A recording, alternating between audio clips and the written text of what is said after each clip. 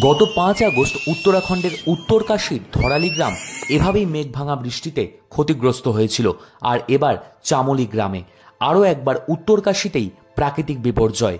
ভয়াবহ মেঘভাঙা বৃষ্টিতে মারাত্মক ক্ষতিগ্রস্ত উত্তরাখণ্ডের চামোলি জেলার ধরালি তহসিল।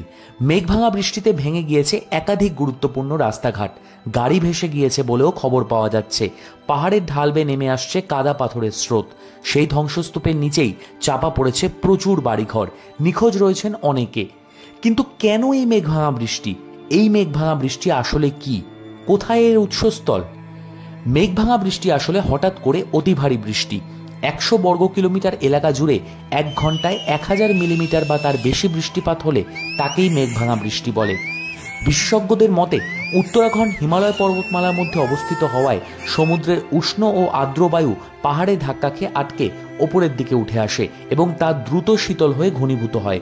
অল্প সময়ের মধ্যে এরপর মাত্রাতিরিক্ত বৃষ্টির সৃষ্টি করে। এছাড়াও প্রচুর গাছ সেখানে কাটা হয়েছে গত কয়েক বছরে, যার ফলে জলবায়ুরও পরিবর্তন হয়েছে।